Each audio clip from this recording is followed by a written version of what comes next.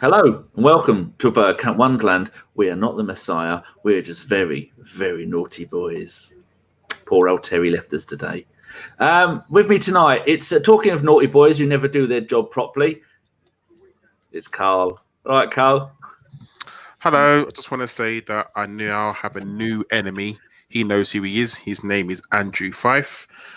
He's my new ally. So I think the new hashtag should be hashtag fuck Fife. That rolls off the tongue superbly, unlike your rolling stock that doesn't roll anywhere. Daniel, don't make you not roll. I've met Karl and he gave me a look and he didn't give me a funny handshake. Next time, Karl, I'm working up. I'm going to go and watch Kid and Play. I'm going to watch all of DJ Jazzy Jeff and the Fresh Prince of Bel-Air, and I'm going to give you funny handshakes until your arm falls off. It's like 30 seconds in and you've already started with a racial stereotype. Fucking hell. Chris, have a word with him, please. No one knows Chris is here yet. What have you done? That's the first rule of ABW. Don't tell the guests who's coming up. Next up, it's only Chris Carpenter. Chrissy boy. I've been watching the Cornwall fishing things, and every time I watch it, I think of old Chris wandering around, strolling around, listening to our podcast as he's running through the streets of Cornwall. Except I live in Devon. I was just going to say that, but okay, yeah. Same thing. Well, Carl's accused of being racist, so you might as well start it. You lot all the same down there.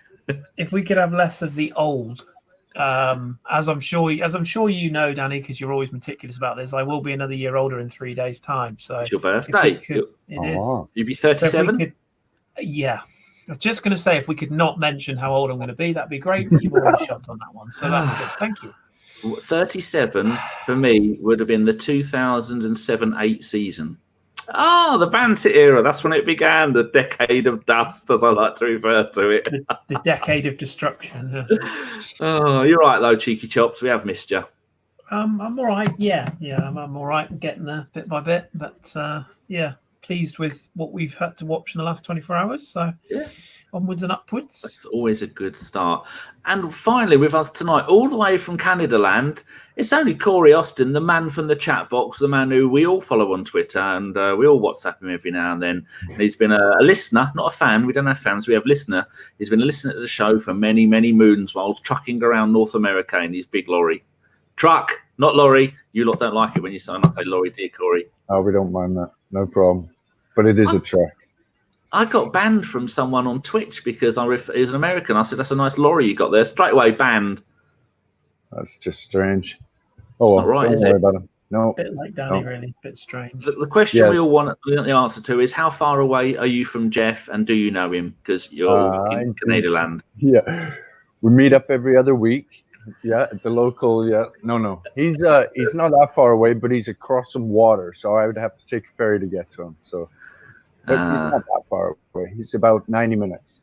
Are you excited about Meghan Sparkles and Harry coming to live in your fair land?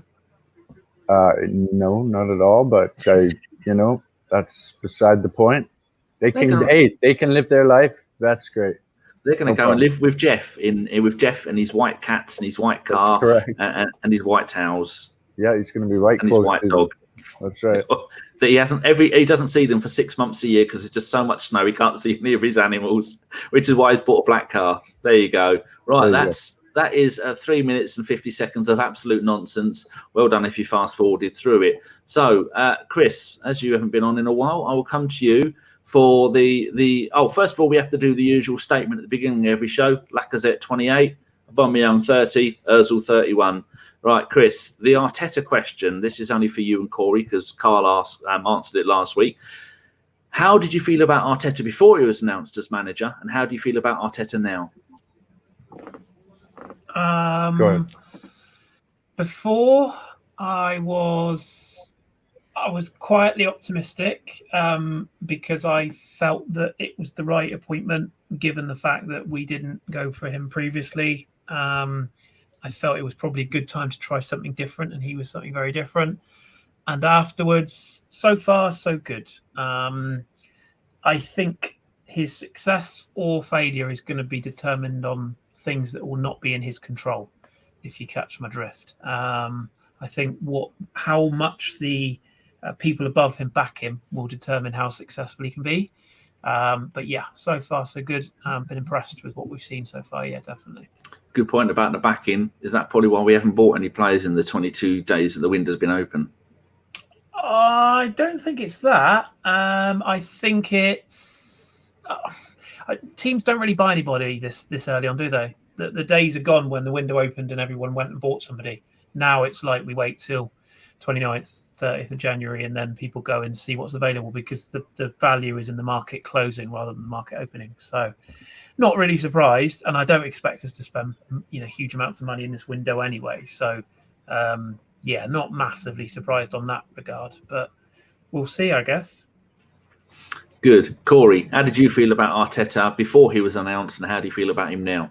I guess I'd have to admit that when even before when they interviewed him the previous time, I was kind of not worried as much as skeptical, just because, I mean, let's be honest, he has no real experience. So on that respect, I was worried, and I wasn't sure if it was the right appointment. But I got to admit that I'm so happy with the way things are going. The players are going in the right direction. The play is going in the right direction. Even the fan base is moving in the right direction. So he seems to have been able to have linked this, thing that you need to have. So, hey, I'm impressed. I got to take my hat off to him. It is only, 7 games, though. So let's all just calm down just a little bit. We'll see how it goes. Well, we tend to get way too carried away way too quickly, whether it be with a player, whether it be whether we win one game and all of a sudden we're going to win the league, or we lose 2 games and we're going to go down, It's like, just calm down. I think things are good. I'm very happy. Yeah. That's very good. I saw a tweet yesterday and someone said he was at the ground and he saw an Arsenal fan with a sign saying Arteta out. Of course. Well, it starts as a joke, doesn't it? But then all of a sudden, people cotton on that they can make a little bit of money off of the action. So they do indeed. Karl, have you changed your opinion at all? No, I think just like Kris said, he needs to have time, and it does depend on how much he's backed, because he's working with a bunch of players that are not quote unquote his players. It's the players that he inherited, and obviously he wants to build a team, and he has to be given the opportunity to build the team that he wants. That is going to involve the buying and selling of players, and if the club back him to do that, then I believe that he can achieve good things. And I just think right now, the players that he's got, there are some tweaks that need to be done within the squad. And hopefully, Leicester 1-0 up. No, they're not offside. Obviously, it's 1-0 up. Sorry. I think if he's given the opportunity to buy the players that he wants and needs as well, because it's not just a one, he actually is a need. Look at yesterday, and we'll talk about that later. Then I think that Arteta can do some good things in the club. I agree, and all I've learned from before and to now is I know nothing, because I didn't want him, and he's very, very good. So there you go. Never ask me for advice on anything unless it's cats. Could I just ask a question to Karl? Do you think that there's a possibility that he's bringing with him like a lot of scouting knowledge, like guys' ideas of people he might want to bring into the team? Definitely. At Man City, he would have been involved in every single discussion of who Man City want. Whether we're in the same ballpark as Man City as we can afford them, probably not. But I'm sure that Man City scouting network would have been far and wide, and Man City would have identified certain players, and I'm sure Arteta would be looking at those players as well, thinking, well, maybe they'll be a good fit for Arsenal. And it's just about whether we can afford those players. I mean, do you remember do you remember years ago where no matter what player we wanted, Chelsea would buy, and the likes of Shawn Phillips, the likes of Essien, the likes of Drogba, that we wanted all those players, but we just couldn't afford them, and Chelsea would always outbid us. And there are some that did very well, like the likes of Essien and sort of Drogba, and some that didn't do so well, like Sean Phillips. Like when Chelsea bought him, he was never worth 21 million, but they just outbidded us, and because we was interested in him. So I'm sure that, you know, I think football right now,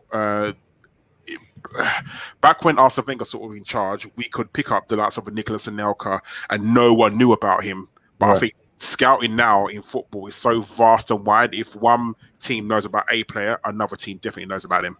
You know what I think happened in those days as well was that the teams had the money that we didn't. So when Wenger identified the talent, exactly like you said, they basically used them and they just swooped on the players. Like Lukaku, for example.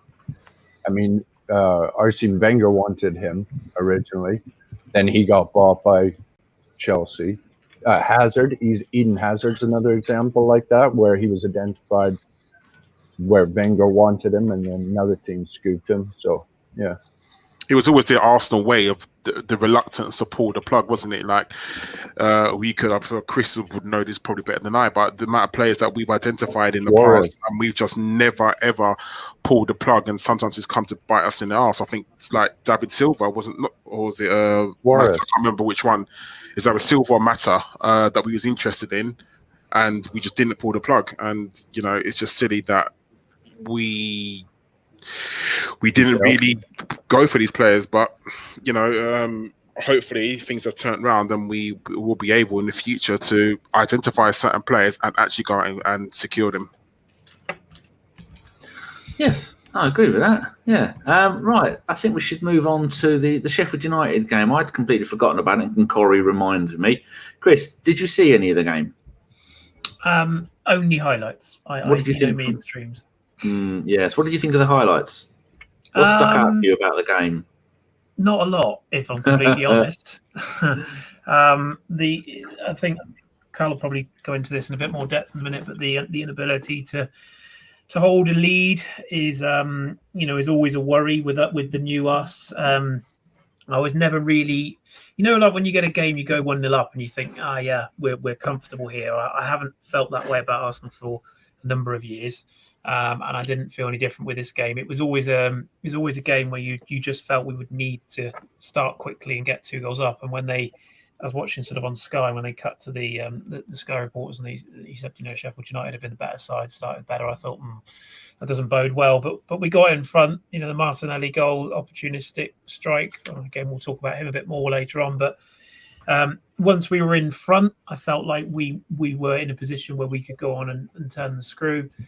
You've got to give Sheffield United credit. They're not the prettiest side to watch, but they are a side that has that sort of gritty determination. They have that ability to turn games you wouldn't think in their favour. I mean, they ran Man City close last night. They beat us earlier on in the season.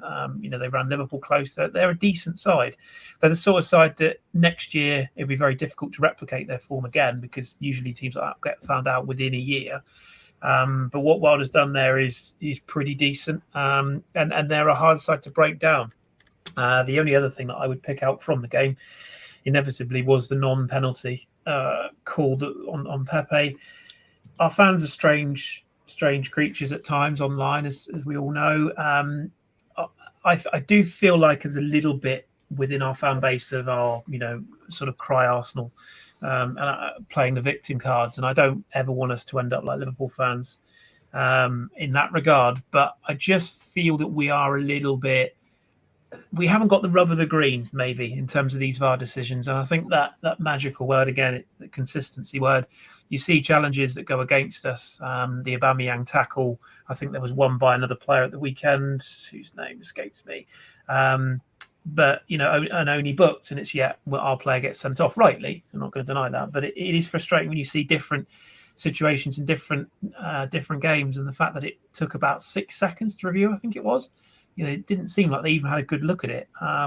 Yes, Pepe went down sort of a little over theatrically, I suppose you could say, but no more than a lot of other players who've got decisions have gone down. And it's a hard one for players. What do? Do they stay on their feet and try and score, or do they go down and sort of see what happens? But that was the only disappointment. Other than that, it was another. Okay, it's another draw. We are becoming the draw specialists, and it would have been a game you would have looked at and thought, really, we need to be picking up 3 points. But given the circumstances, given the team we had out, the central defence we had out, it wasn't the worst result in the world, and it was something to build on going into last night. Yeah, Karl. Kris was mentioning about letting in late goals. I just had a look. When Chelsea came to our place, they scored in the 83rd and 87th. Sheffield United, 83rd. And last night, Chelsea in the 84th. Why is that happening? Any idea? Is it a fitness thing? Well, yesterday, I guess we kind of got to take it out of context because we did have 10 men for the majority of the game. So obviously we tired, like we're playing an extra man down. I think more is sometimes a concentration thing. Arsenal don't have the best defensive record in the world, and I think it's common that defending is not Arsenal's forte. It's just something we just can't do properly. We don't do it well. It's one of these things that is inherited in our club, and it's been like that since Arsene Wenger's been in charge. The Sheffield United one, a lot of people won't agree with me, but I think that goal was very much preventable. From the free kick that started it from until the ball got into the box. I think that this whole thing about putting your arms behind your back so it does not handball, and I get it, because if the ball apparently brushes your hand, it is handball. But I think someone like was it Ainsley Maitland-Niles? He goes to run towards Fleck and stops. Now, I personally think if he closes him down properly, he would have been able to get to him, but he stops, and that kind of annoyed me. And I don't want to hear the fact that he's not a right back and blah blah blah. He's played there enough times. I said this last time. He's more of a right back than he is a centre midfielder because he has played there more times than he has in centre mid. So I think it's just basic. We just switch off sometimes. And let's not get it. There was a little bit of luck in that goal as well, where it hit the ground and sort of bounced up. I think if that was straight at the goal, I think Leno stops it.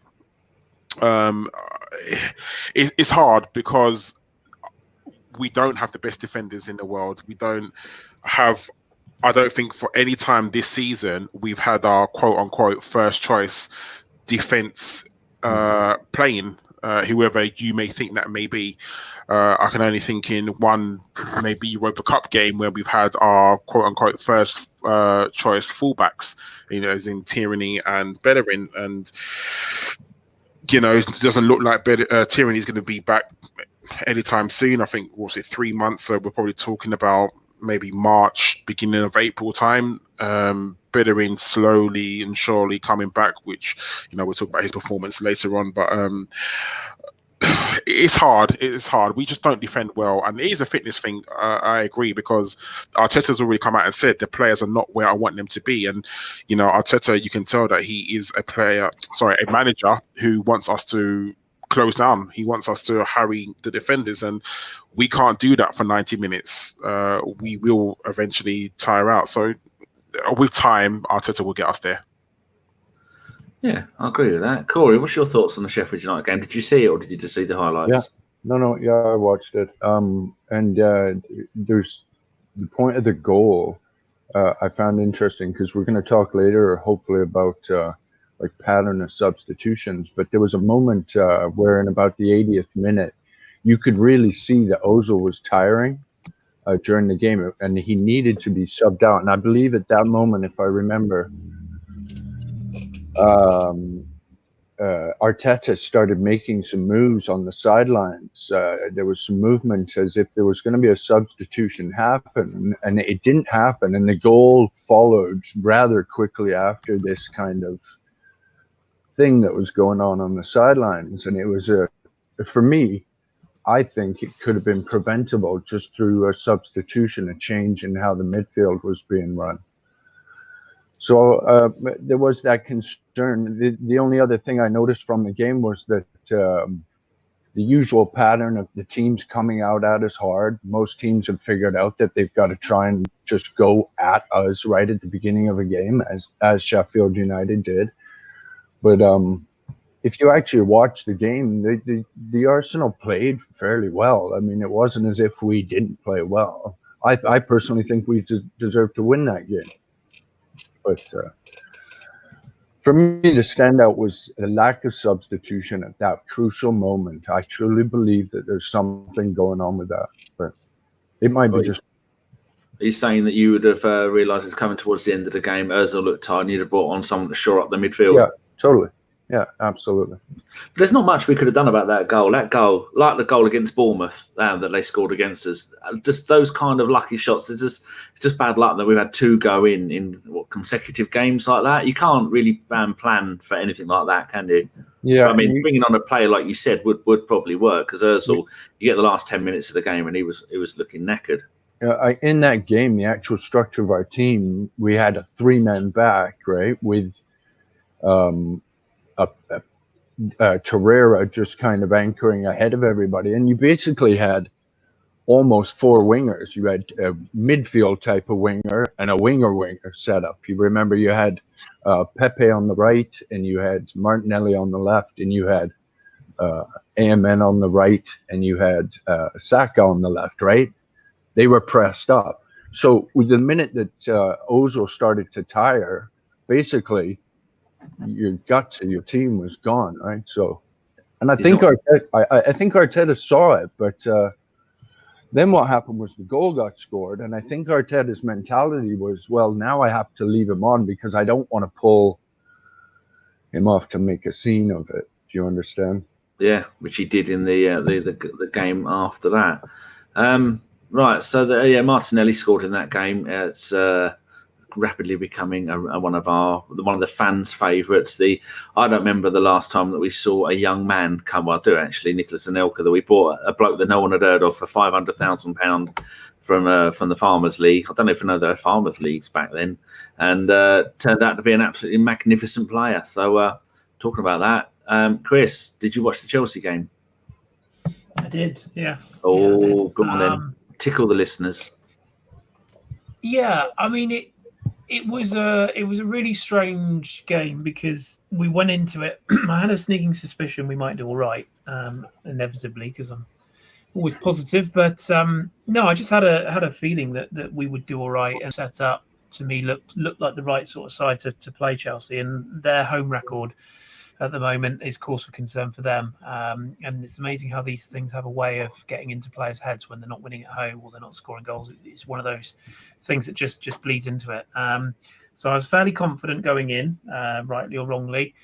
And then when we went behind and we had the player sent off when David Luiz sent off, it was so weird because it was one of those moments where I just looked away from the TV just for a second, turned back, and Mustafi's awful back pass was dribbling towards our goal, and I sort of like everything went into slow motion. And it was weird because I'm really, Mustafi's such a strange one, because you can see in him, and you hear from the interviews he gives, and that he's not a terrible footballer, but he's just not the level that we should have, and things have just not worked out for him. And I almost feel like the harder he tries to do things well, the more likelihood there is that he's going to make a horrid error. And unfortunately, that was the case. And really, it cost him his position in terms of or it cost David Luiz, his position in terms of the red card. I know a lot of people have sort of said, why didn't Luiz just let the goal scorer score? I must admit, I mean, I was one of the thousands of people that checking that double jeopardy rule. I thought it was a bit strange, and apparently it's only in place now if it's an accidental foul or something. So what did it used to be? Did it used to be it was either a red or a penalty unless it was violent conduct or something like that? No, because it changed, didn't it? Do you remember in the Champions League final? Yeah. Because it was one or the other, wasn't it? And that's what it was. But if you make an attempt, because what they're trying to say is David Luiz made no attempt to get the ball. He just fouled him. So then that's when you get the red card and the penalty. Had he had maybe tried to slide out the way or something, then it would have just been a penalty and it would have been a yellow card. But because he made no attempt whatsoever, he just pushed him, then that's when that rule sort of comes in, and it's kind of like, well, it's a penalty and a red card, unfortunately. And the stupid thing was as well is Abraham still had a bit to do. I'm sure he would have scored, but Mustafi had got back on the line. I think he actually kicked the rebound straight against Luiz as he got back to it. But Yeah, and if you look at the replay, Abraham goes down very easily, but in that circumstance, Luiz makes it easy for him. And when we were down to 10 men and we conceded the penalty, I still felt that we could score. I still had every sort of confidence we would get a goal. Okay, our goal was fortuitous. We might come on to that in a minute, but I always had a feeling we could score, but I just wasn't sure whether we could keep them out. And particularly when we went 2-1 down, I sort of thought, even I held my hands up and thought, okay, well, we've been valiant here, but it's going to be a defeat. And then obviously captain for the night, Hector Bellerin, steps up and does what I don't think anyone really expected him to do on his left foot. So, and it was one of those. It was, I think, a lot of people have said it on Twitter today, and it's true. It's one of those draws that felt like a win, and it's one of those draws as well that if we can build on it, going into the next few games. I know we've got a cup game next, but I think if we can build on it, then we've got the potential to sort of we can refer back to this. This would be one of those games you refer back to in the changing rooms. Remember what you did at Chelsea, set a benchmark. Remember what you did in that game. And ironically, I thought we actually played better when we were down to 10 men than we were when we had 11. And there was some really big performances in that game, which we've all been waiting to see. Character, drive, desire, commitment, all those things that, yes, you should expect. Of course you should. I'm not disputing that, but things that have been lacking for a long time, and they were all on display last night. And rightly so, the players took the adulation they deserved from it, and we took the point we deserved. And it was almost more sweet, I would say, actually, seeing Chelsea fans bleating on today about how we only had 2 shots. Well, yeah, we did, but they both went in. So it kind of is irrelevant, really, isn't it? It wasn't like we sat with 10 behind the ball for the entire game, or 9 behind the ball. We tried to play a bit, didn't we? Sorry, it was less about taking a point for us. It was more about taking 2 points away from them. Yeah. If you know, that was the awesome part of that game. Yeah, I agree with that. Yeah, for sure. Karl, any pearls of wisdom about the game?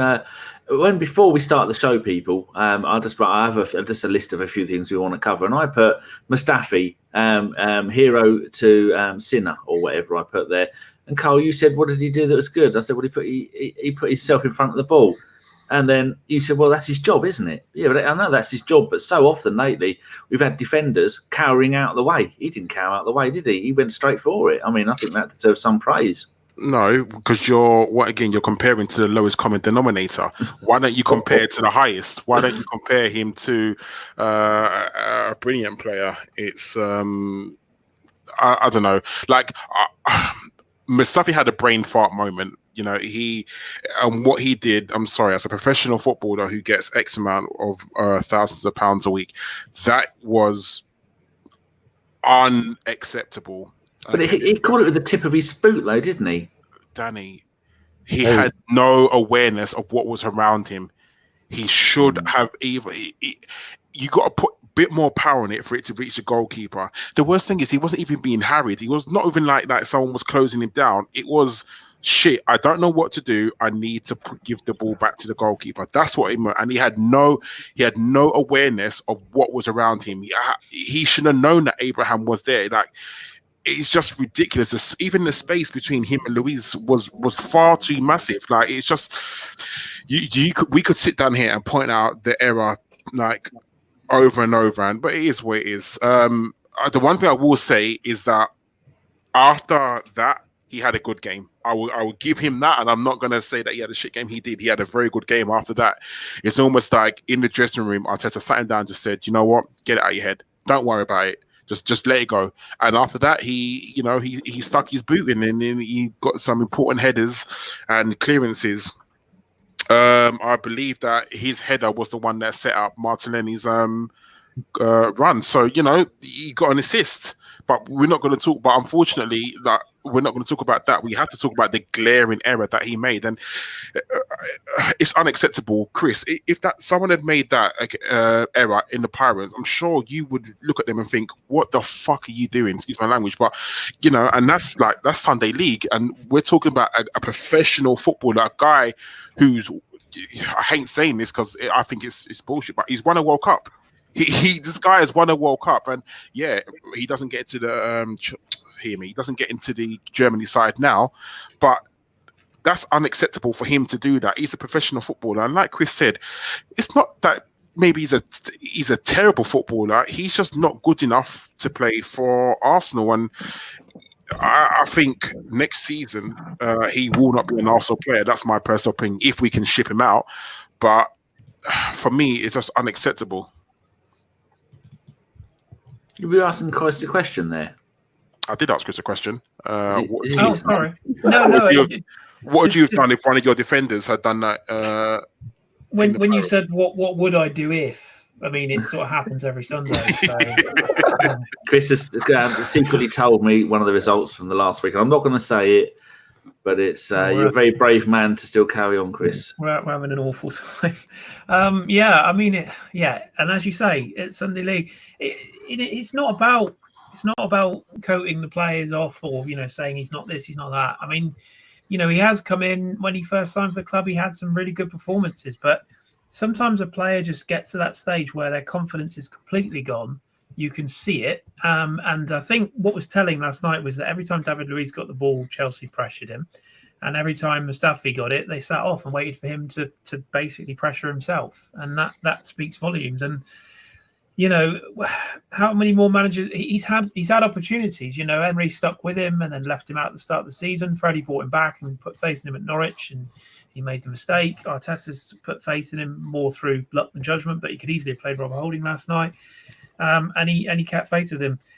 As I say, it's not, some of the stuff that's been said about him online is not acceptable. And I never think it's fair to just coat a player off and attack a player personally, verbally, whatever it may be. But sometimes a player just has his sell by date at a club and it doesn't work out. And I think if he was playing, in sort of one of the lesser leagues, if he was in sort of Turkey, Portugal, something like that, he'd probably look like a fairly competent centre back. But at our level and at the level that we're at, there's a reason that Joe Gomez plays over what's his face, Joel Matip, for example. Matip's a perfectly good central defender, but Joe Gomez offers a bit more, and Liverpool have been ruthless in that regard, and we have to do the same.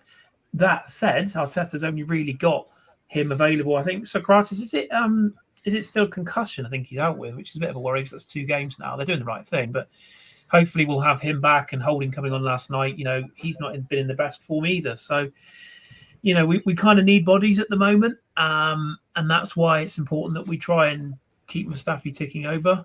But yeah, longer term, if there's an option to upgrade him in the summer, and if it means we've got to take a loss on the sale price, which we inevitably will, that's what's got to happen. And unfortunately, I like the guy. He's a good personality. He seems like a nice, likable footballer, but sadly not at this level. Is he good enough to cut it anymore anyway? That's for sure. I mean, there has to be a professional footballer out there better than Mustafi for us.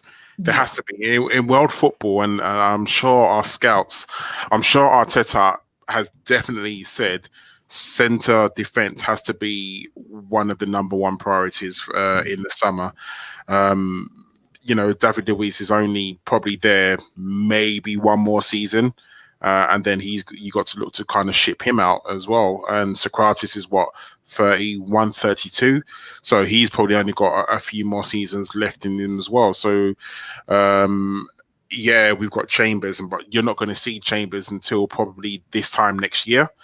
Holding is kind of stop starting, so Holding is at the moment, you would say, the poster boy for our defense, because he's probably the one that you could say is more than likely going to be there for the next few years. Don't forget the young man in France. Saliba. Yeah. But I don't, Kris, you'll be better off updating us. Next season, do you think he could walk into our defense and start games? Yeah. Oh, okay.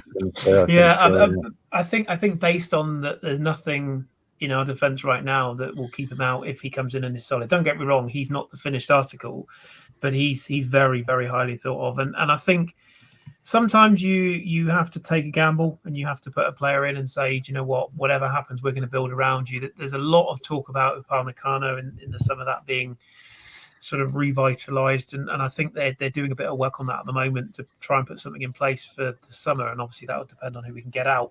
Ideally, in the summer, really what you want is you want to have 2 experienced defenders, so probably Sokratis and Luiz.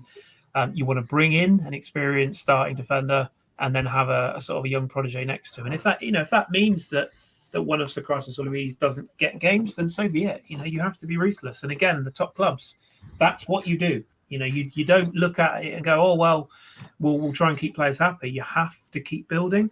But I think Saliba will come in, and a lot will depend on his pre-season and how he settles. But he's an Arteta type defender, based upon when he was at Man City, they like to play out from the back. That's Saliba's type of game. But he's big, he's physical. He reminds me a lot of how Rio Ferdinand was when he first came through at West Ham. I'm not saying he's going to be as good, because he may not be, but that's his style. It's physicality, but he's an athlete and he can bring the ball out and he can use the ball. A lot of people say, "Oh yeah, he'll be our Van Dijk." Let's be a bit careful. Let's give him a bit of time. But he could easily come straight in and walk in. And I do think we'll see potentially 2, maybe 3 casualties of the centre backs in the summer. I think Mavropanos will probably move on. I don't think that's working. He's gone on loan. I think one of Sokratis or Luiz is under threat, and then obviously Mustafi potentially will go. So, and I can see Chambers sort of sticking around either as a fullback or as a holding midfielder potentially as well. So, I mean, it's, I guess it's one of those, isn't it? We'll have to wait and see. But yeah, Saliba's good enough, or will be good enough, I think, if he gets enough run of games between now and the end of the season. Do you think it's a bit worrying that there's no talk of any centre backs coming through from our under 23s? Like, surely with Mustafi being as bad as he is / was, you think that Arteta would promote, from the under 23s, and there's not been any talk of anyone potentially being kind of good enough to come into the first team. We've never. Medley, I don't know where he's gone. Was he injured or? No, he's still at the club. He's not playing. Hasn't been called up to the first team much.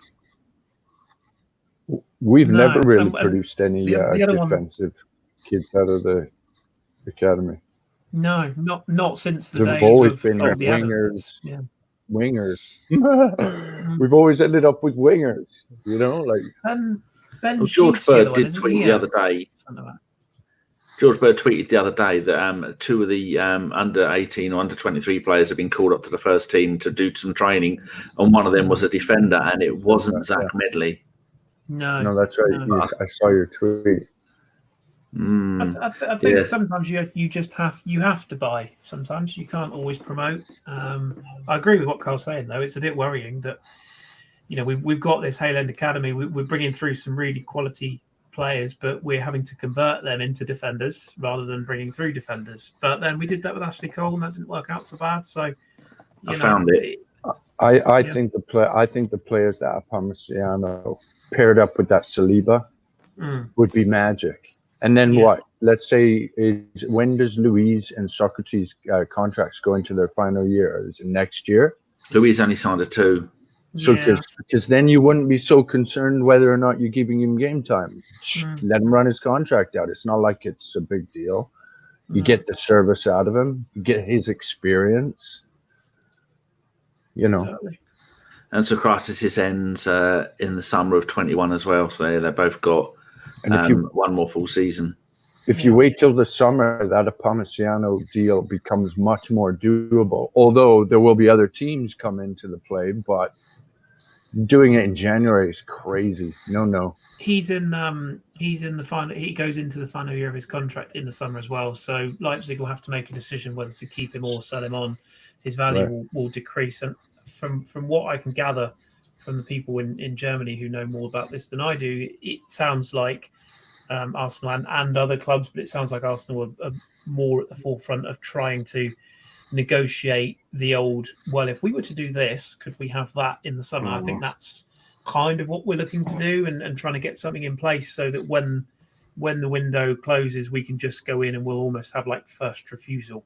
And whether that involves a little bit of money transferring hands in January or something, it remains to be seen. But that I would rather go for a player of that sort of style and age than sign another player who's sort of 29, 30, who's only got short-term benefits. Arteta will work better with young players as well, I think. Totally. I found the bit from George Bird, just checking on it, and it's 22nd of December. He said Matt Smith, James Olayinka, Tolaji Bola, and Zach Medley all trained with the first team before the Everton game. And we know Zach Medley he can play at centre back, and I think Bola can also do that as well. So I think they may have been the young players that we was talking about. We had that Willock. Remember that Willock kid? Yeah, he's gone to Charlton. No, not Charlton. Was it Derby? Bristol? Derby. Oh, Derby. Yeah, I know he went somewhere, and they're doing all right. But Derby, I think they've shit the bed because they paid an absolute fortune to get Wayne Rooney there, haven't they? We also didn't think about it. We had that one kid with the Spanish in it, or not kid, he was older. Julio Unpronounceable. Yeah. I think he ended up going back to. He's gone to a Spanish division team. Yeah, that's right. Yeah. So, what was your thoughts about the Chelsea game, Cory? Myself. Yeah. What was the highlights for you? I like a lot of people. I always go into every game thinking we're going to win. I'm crazy like that. So, I had tweeted out there, here we go, let's go kind of thing. And, it was just so much fun to watch. It was up and down. Even when we went down goals, my head went down and I was like, oh, bloody typical, It was just so much more fun to watch because the team worked so hard. Even the red card was like, I slapped myself and I was just like, this is so typical, What Luiz did there was not the right thing. But when I think about it, if I put myself in his shoes, I unfortunately would have done exactly the same thing. Now, whether that's the right thing or not, I don't know. But that's what we were taught to do. Go through the man, take the foul. I've seen it many times, People are saying, let him have the goal. I'm not sure if the reaction would have been quite the same. I think people would have gone mad if he'd have done that. See, I'm going to beg to differ. I'm going to play devil's advocate right now. Now, if he had scored that, don't you think we would have had a better chance of getting back into the game with 11 men rather than 10? I know. So I understand. I know the thought process going through David Luiz's mind. He didn't think it was going to be a red card. No way did he think that. He thought, you know what, I'll take the yellow card. It is what it is. When he got the red card, I truly believe he didn't think that he was going to get it, and because the first thing he done was point to Mustafi and say there was a man back on the line, which I understand, but he obviously didn't realize about. I don't think hardly anyone realized about. You got to make an attempt for the ball. So that's it. But I don't know. Like, just a quick question to all of you. What would you rather him have done? Hindsight's a wonderful thing, but Danny, would you rather him let him score and have 11 men, or would you rather him taking him out? Can I have the third option where he'd have taken him out and got the ball? Like that's what you should have done. But if you can't have the third option of him doing his job properly, I think I'd rather him let the bloke score, because most penalty, and I don't know what the conversion rate for penalties are, but most penalties are scored, aren't they? So I think it probably would have been better for us to let him score, and then we'd have had 10 men. And then we wouldn't have. But then again, would we really have had the team unity? In the old days, it used to be if Arsenal were down to 10 men or 9 men, we played better. So I don't think if we'd have stayed with 11 men, I don't think we'd have played the way we did. So that's a really hard one. Also, think of it like this. So we've all kind of conceded that the rest of this season is, in effect, a preseason for the next season, right? So for instance, I think it was his first game in charge where he made a remark in Arteta made a remark in an interview where he said that he'd learned something about the team. He'd learned how the team reacted to a goal. And so, for instance, maybe in this respect, it's an opportunity for him to learn how the team reacts in a situation where he goes down a man. This is a brand new manager with his own teams, so every experience for him is a new experience. So I'm not arguing this, saying that it was necessary for us to go down a man, but in effect, because we went down a man, it gave him the opportunity to kind of open up his learning book and learn a whole new chapter of how this team plays, if you know what I mean. See what his players are made of. Yeah, we all did, and the end result of what happened, even after such a silly thing to do, I enjoyed it. The game was so awesome. I mean, it was so much fun. I remember the Martinelli goal. I was screaming like I was watching a 12-year-old kid run down the field. It was like watching my own son score a goal. It was amazing. I was screaming for the kid. It was awesome. Great fun. Kris? I mean, yeah, I couldn't add much more to that really in terms of the overall, just the overall feeling after the game really was just for it felt like a win, and there's so many positives as well. And a lot of people were picking up on Bukayo Saka's performance at left back. I thought he was terrific, and obviously, you know, what more can I say about Martinelli? This is a kid who's come in. He came in as a player who I think we all expected to be part of the sort of the under-23s. He's a player who would be on the fringes of the first team bench here and there, and that would be about it.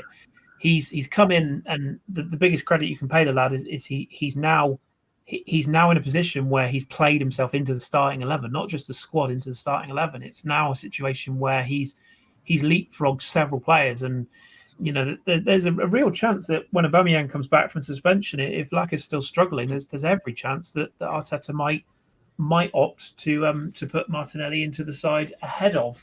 Cat's just gone to the bathroom. Wait, get out! Do that in a minute. Yeah, there might be a situation where he will look at keeping Martinelli in the side at the expense of one of those sort of key three players behind him. Just overall, the thing that really stood out for me last night was just that fighting spirit, the character, the aggression, the determination to never give up. You know, Hector Bellerin coming back is a huge plus. His goal, I don't think anyone expected that to go in. I personally did think it was a goalkeeping error, but it was a good finish from him. Lacazette's work rate, again, you know, you can't fault the guy. He's going through a rough patch in front of goal, but his work rate was fantastic. I thought Xhaka at centre back was incredible. Really, I didn't expect that at all from him, if I'm honest. His sort of redemption has come about in a quiet way, which is the best way it could have done. Rob Holding coming on was important as well. I thought he sort of kept us steady in that game. You know, overall, I just couldn't fault anything that the players did, and the spirit that they've got in that camp is fantastic. Hey, Kris, can I just ask? Yeah. Do you what did you think of that whole period where was it Abraham? His leg was injured, I think, and they wanted to play it out, but the Chelsea player didn't play it out, so we all continued to play. That's where our goal came from. I mean, was that just not the craziest? I don't know. Was it 2 minutes of play? Well, I hope Arteta was at the sidelines shouting, "Fuck 'em! Fuck 'em! Go for the goal! Fucking bust up in Fulham, fuckers!" Okay, so if that's true, I love Arteta. He's the best I doubt he ever. did. Yeah. They had the chance to put the ball out, didn't they? So I mean, well, that's it, right? Yeah, I felt bad, kind of inside, until that moment when the Chelsea player had the opportunity to put it out, and then I was like, "Yeah, screw it." yeah. But why would you feel bad? It wasn't a head injury; it was a foot injury. I'm a cynical romantic. I'm Nah. stupid like that, you know. Old enemy. I had no sympathy for them whatsoever, and especially like you said, Cory, like when they had the opportunity to kick the ball out, they decided to play, and we won the ball back from them. Like, fuck them. Like, if you're not concerned about your own player, then ironically, if they had put the ball out, we wouldn't have scored. So that's the kind of the most ironic thing. But for me, the whole, like, even like Martinelli's goal, that run, we're touching it quickly before we move on from the game, but the run was brilliant. And I know you could say it's very fortuitous because Kante slipped over, but for him to carry on, because he kicked the ball, and some players would have just stopped running, but he carried on running. And when Kante slipped over, you know, even like they said in the commentary, he had so much time to think about where he was going to put the ball. Some players may have panicked in that moment and thought, shit, should I hit it high? Should I hit it low? Should I, what should I do? And he just opened up his bodies, opened up his foot, put it in, slid it past Kepa. And, for someone who is 19 years old, that absolutely brilliant. It's just, was there many people, and his speed that he was running at as well. Like, Pepe is not slow, and Pepe could not keep up with him. Like, that just shows you just how fast. I mean, I know people say you might probably run faster with the ball than without, but for me, that was just brilliant. He is a very, very good footballer, and I guess my only fear is whether we are able to keep hold of him. I mean, right now, I don't understand how they're not slapping like a 6-year contract on him with a buyout clause of like £255 million, because that's what I would do straight away. Right now, you've got to renegotiate his contract, because right now his agent will be talking to other clubs. That's a guarantee. No matter who his agent is, I'm telling you now, he's talking to other clubs. The likes of the Barcelona. His dad is his agent. I bet you anything. So I have no doubt that his agent is talking to other clubs. And just to, is he happy at Arsenal? If he come over to here, we could do this for him. Obviously, that word would be in his agent's ear 100%. And we need to lock him down and make sure that he is one of our players for a very long time. Listen, I tell you what, the next time you see him play, you say how he had such a long time to think. The next time you see him play, you watch his eyes. He's got that look. You can just see it. The kid is hungry. The kid is going to do stuff. You can just see it in his eyes. I tweeted during the game when we were 1-0 down, I said that all we needed to do is keep this tight, and that kid was going to score, and sure enough, he did. It was awesome. That kid is awesome. Love him. He's really been to Barcelona. In 2017, he had a trial at Man United. He played their under-18s. They beat Lincoln City 2-0. He played the second half. Then he went back and had another trial at Man United. Then he went to Barcelona in 2017 and had a trial. And I was trying to find some stats for him. So in 2017, for his club under-17, 17 goals in 25 games. And then in the league championship, they had the under-17 championship, 14 goals in 13 games. And then before we signed him in that same championship, he got 6 in 14. And under the under-19s, so that he would have been 18, he got 6 in 4. And then in the Brazilian Youth Cup, he got 4 goals in 5 games. I mean, this stuff's really hard to find out, so it could be slightly wrong. But the gist of it is still there that, wow, what a player. But hopefully he'll look at it and go, well, Barcelona, they could have had me. They said no. Arsenal have given me the chance to prove what a player I am. I'm getting first-team football. And he knows the situation where Aubameyang might want to leave, where he knows Lacazette isn't scoring goals. Well, that's another thing, Karl, with those two. What do you think is going to happen when all three are fit? Would you like to see Martinelli playing up front, or do you think he doesn't need to play up front to do what he does? I mean, he's just scoring from the wing, isn't he? I think because that combination he's got with Saka on the left is a thing of beauty already. Yeah, I think they're developing a very good partnership there. Definitely, I think that, like Kris alluded to, Aubameyang's not having the best time at the moment, and I think rightly so. When I do think rightly so when Aubameyang comes back from his ban after the Bournemouth game.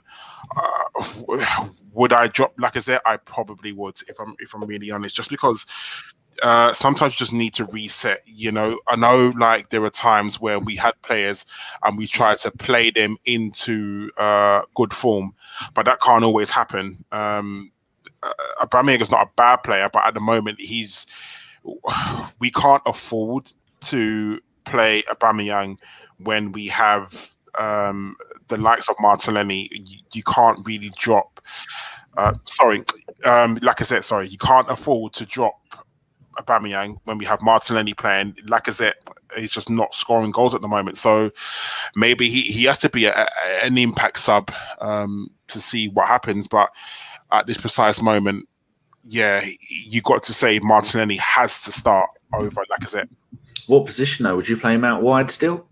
No, you got to play Aubameyang in his preferred position, which is centre forward, because he gets so many goals from there. So I personally would put Martinelli on the wing and maybe interchange them. Maybe you say for the first 10 minutes, Aubameyang, you play up front, and then, you know, slowly you just change if you're getting no joy, then change with Martinelli, and then you change it again. Like, you just interchange them every 20 minutes or a half for a half if it's not working. When you see their fullback getting a little tired, then you change them. Do you know what I mean? They can be interchanged, like 100%. So that's what I would do personally. The good thing is with Martinelli as well is he can play any way you ask him to play. He's shown that he's just that he's that kind of player that just wants to play, and he's comfortable cutting in. He's comfortable playing centrally. So, like Karl said, if you've got an Aubameyang, for example, on the other side or playing through the middle, players that are comfortable rotating in and out. So, I mean, he gives you that flexibility. The one thing I did want to add, though, in terms of what people have said, there's a lot of people, I think, a lot of nonsense has been talked about Lacazette. There's a lot of people that are saying, you know, well, he's got to go, we just got to sell him, we've got to cash in. Like, why can't we just have nice things? Why is it that every time we got something good, we have to immediately set fire to it and throw it out the window? You know, I think if you sat Alex down and said, you know, are you in your best form? I think he'd be honest enough to step up and say, no, I'm not. You know, I think Arteta's doing exactly the right thing at the moment. He's playing him through the patch of form. He's trying to get him back into form. It's one of those situations that the finish that he took when the goal was offside last night shows that he's still got the instinct. You know, he hasn't suddenly turned into Charlie Adam overnight. You know, he's still a very accomplished international centre forward, but he needs a goal. And you know, this has happened to other strikers in the past. You know, it's happened to some of our greats. I remember Ian Wright going through a goal drought not dissimilar, and you know, nobody ever talked about us flogging Ian Wright at the time. Sometimes you just got to play players through. You know, if the player wants to move, that's different. But in terms of people saying, "Oh no, you know, he's this, he's that, he's not good enough, he hasn't scored away from home," blah blah blah blah. Yeah, okay, I get that, but why are we trying to sell one of our better players? You know, again, and people always say that. You see this all the time on social media. Oh, this guy's not good enough, he's got to go. Okay, that's fine. Well, when you're the managing director of Arsenal, when you're in charge of transfers about who you're going to replace him with, then by all means go for it. But when you're sitting there tapping your keyboard or, you know, typing with your feet, as most people seem to do with the lack of intelligence they have, it's just a bit tiring. You know, it's so silly to say, "Oh, just get rid of him." You know, like it's a £1 million conference player that you just take a loss on. You know, it's madness, and I just think that we're very, very quick to just say, "Oh, a player's lost it because he's had a couple of games." And this is the other thing with Lacazette. It's not like his work rate's gone down. You know, it's not like he's not putting in performances. Everything is there, but the goals. And I know people will say, "Well, he's a striker, he should score goals." I get that. I hope he plays against Bournemouth at the weekend, and I hope he gets a hatful, or you know, at least gets back into the to the scoring charts. And you'll see a different player. And people also forget how good a player he makes the rest of the front line with his work rate. If you take that out of the front line, do we have the consistency in that position? You know, does Martinelli have a focal point to play off last night if Lacazzette's not there? Probably not. So, you know. I would totally. I wanted to say exactly that. We've got to be more fair to Lacazette because of the way we're using him. He's being used like a wall, right? He's doing a lot more of the bringing. He comes in deeper with his back to the net, and there's more of a bounce off of him. Is what his job. So, although he is not performing, his shots aren't quite making it. His touch isn't quite giving it.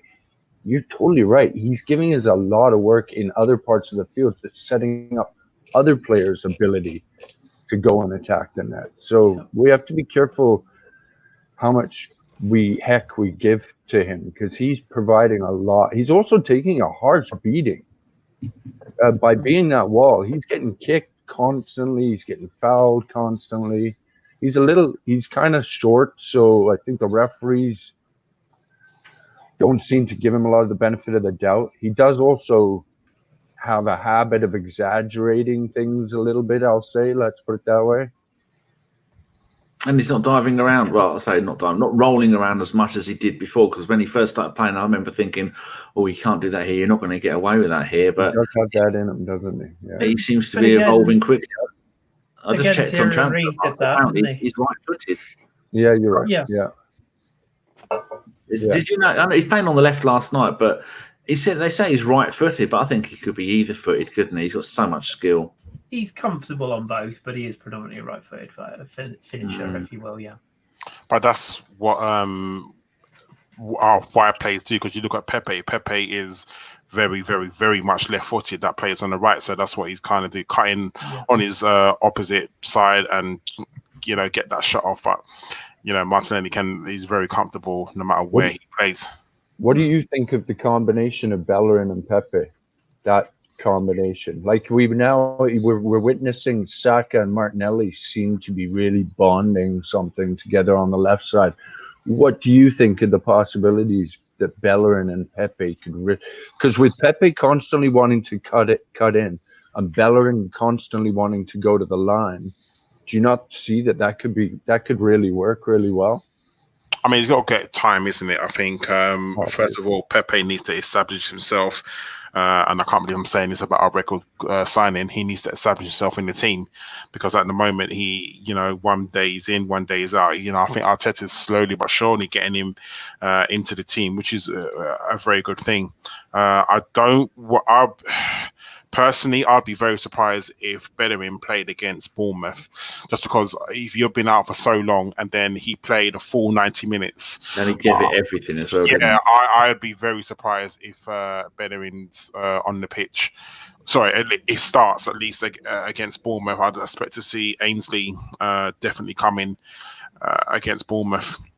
And I think you could develop a partnership all over the pitch. You really could. I think our team for Bournemouth is going to be a bit battered and bruised, or at least because Lacazette has to play.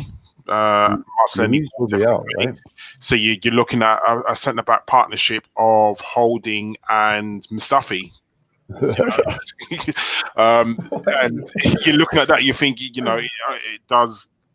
Beg belief at the moment. You can just see what's going to happen. Holding's going to get injured, and oh my god! No. Be positive, but no, so all hell. I mean, who knows? Sokratis might come back. He might, magically, because it's been known, hasn't it? Like players are out. Oh look, these players are back. So. Be a good game for him to come back into as well, wouldn't it? Yeah, if Sokratis is fit, he starts. He 100% starts. Like I have no if, ands, or buts. But if it's not, then you are looking at Mustafi and Holding. And I think that we've had so many different combinations of centre back pairings this season, haven't we? I don't think anyone would have thought that Sokratis and Holding would ever start a game together, maybe in the Europa in the early stages. But let's not write them off. We'll see what they can do. It's a challenge. We are going to go full strength, I think, against Bournemouth because I think the FA Cup is something that Arteta has to go for. He has to go for A Cup. So we're not going to play any of the quote unquote kids. We are going to go for it straight. And we've got till Monday to get those players. Bit of rest time as well, haven't we? We've got a bit of a longer weekend to get players fit. Yeah. So, I mean, there's that as well. And Bournemouth, you'd think their focus would be Premier League at the moment. I'm not saying they're going to throw this game, but you think where they are in the league, they need to focus on Premier League rather than a cup run. So I don't think they would be as up for it, and maybe not as focused. Maybe is a better way of putting it than they would be if they were comfortably mid-table and could afford to put in a full strength side. And I think they've got a few injuries and suspensions as well. So. Like Karl says, a cup run. Not only is it a cup we could potentially win, but it's also that momentum thing. The more. It's why I always sort of cringe a bit when I see a reduced strength Europa side against the non-rubbers. I'd rather not saying we should play full strength, but I'd rather see us keep winning and get the momentum. It's nothing worse than winning 3 or 4 games and then rotating the side and losing that momentum swing. I think we're unbeaten in 6 games now. Which was unthinkable a while ago. I know a lot of those have been draws, but try and keep that momentum going. And as you say, cup competition, get through this round, you get a slightly easier draw next round potentially, and you're in a quarterfinal. It comes around quite quickly. Before we go to listeners' questions, I've got a question for Kris. I was looking at Saliba's stats last night. Started off the season, didn't play any games. He had a thigh injury. Then he came back and played 1 minute. And then he played the next 4 games of full 90 minutes. They didn't lose a game. They played brilliantly. And then he got a metatarsal injury. Is that something? That's 2 separate injuries. Is that something we should be worried about? Or are they just things that can happen to anybody at any time? No, I don't think you need to worry too much. I mean, the French league is a lot more physical than a lot of the European leagues. There's a lot more, shall we say, uncompromising defenders about and forwards about. It is quite a rough and tumble league. Injuries a little bit more common. And to be honest, I think that's part of the reason why we've left him back on loan for the season, so that he can toughen up and build up his strength. He got very unlucky, basically, 2 injuries, similar on different feet. So. I think he'll be fine. I mean, you can never tell who's going to be quote unquote injury prone or whatnot. And let's be honest, I think I tweeted about this the other day. Somebody said about this Barbosa lad that we're looking at in Brazil, and somebody posted a tweet saying that he's played every single game in the last 40 games or something without injury. And I tweeted, well, that'll soon change when he arrives at Arsenal. It's one of those things that as soon as they pitch up at Colney, something seems to go wrong. I do actually think.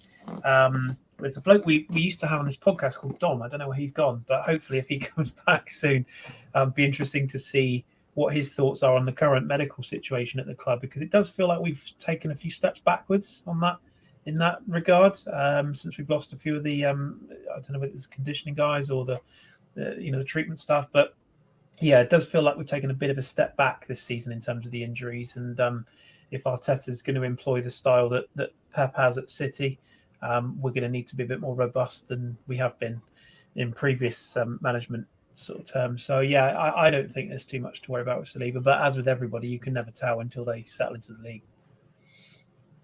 If anyone's wondering where Dom is, he moved from Australia to Canada about 4 years ago, and now they've kicked him out. He's had too much snow. He's gone back to sunny Oz, and he's busy there. I think I spoke to him a couple of weeks ago. He said he's only had time to see 1 game because now his time's all messed up. So unless he wants to stay up to 4 o'clock in the morning and then try and work, it's not going to happen. So yeah, Dom's still with us, if in spirit, maybe not in actual physically here.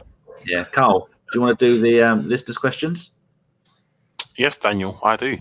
Oh, thank you, Carlos. No worries. Do you know that's actually my real name? You didn't know that, did you? Because you're lying. You're Is trying it really? to trap me again. My real name is Carlos. My word. My parents Never knew were that. crazy hippies. Oh, nice. Especially with a K as well. Like, why would you spell Carlos with a K? Why not? Yeah, you want to watch people who spell their first names with a K. Definitely. Right, the first question is from Jamie McRob, and he says Chelsea's second goal wasn't Abraham off the pitch. Therefore, according to Law 3, requires referees permission to re-enter. Play should have been stopped, and Abraham should have been booked. I don't know, so I'm going to pass this over to our football expert, Kris. Do you know? You didn't come to me because I had no idea. I thought it was sus. I must admit, seeing the replay where you see him run basically across the eye line of Leno, I did think it was a little bit sus. The rule is that yes, you're not permitted to enter the field of play until the referee gives you a clear instruction to do so. Even down to the idea, like if you take it back to Sunday League, like you did earlier, Karl, if a player wanted to come off the pitch for a drink, they're not allowed to exit the field of play to get the drink. That's why you see a lot of players have the bottles thrown on, or they stand on the pitch, and the coaching staff hands it to them over the touchline. Burnley are 1-0 up. So yeah, it's one of those situations where the ruling is players should only be on the field of play when invited, or when given the opportunity to do so. So yeah, I mean, it's one of those. The other argument is if who was it who let his man go? Was it Mustafi again who let his man go? I can't remember who it was. I think somebody let the man. Yeah, of course. Yeah. So I mean, when you look at it like that, you could say, yeah, woulda, coulda, shoulda, but we could also have defended it a lot better. But yeah, by the letter of the law, I was surprised to see him running straight across. It's on the replay. I caught it, and you just see him running across the eye line of Leno, and I thought, bit sus. But it is what it is. If only we had some sort of camera technology like that a referee, could watch that video, to see. But crazy times, Chris. Crazy times. One day. All right, Cory. This one question's to you, and this is from One-Armed Bastard, and he says, which player under 25 years old do you expect not to be at Arsenal come September? Mavropanos. I would have to agree with you there.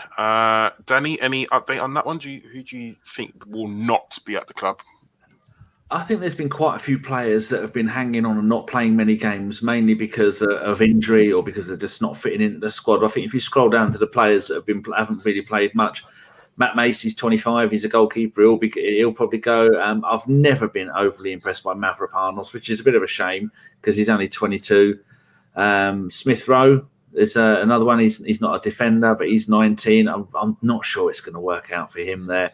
Eddie Nketiah. Hopefully, once Alba's back, then Eddie's going to get some more games and then maybe go out on loan. But as just for defend, was it all players under 25 or just defenders? It's just players under 25. But going back to Eddie, I don't think you can. You can't play for more than three. You can't play for 3 clubs, can you? And he's played for us and Leeds, so he's with us for the rest of the season now, isn't he? I think it's in any calendar year. Is it okay. I think they've made it clear they want to keep him. I think he'll be in the first team plans for the rest of the season, as a rotational backup. Particularly if you've got Martinelli or Aubameyang playing wide, then it makes sense, doesn't it? We're just on the fringe of that. Kolasinac is 26. I think his time may well be up because he's the position he plays and the way that he plays it, he can't be relied on, which is a shame because I like having nuts players. Ceballos. Norwich have just equalised Spurs.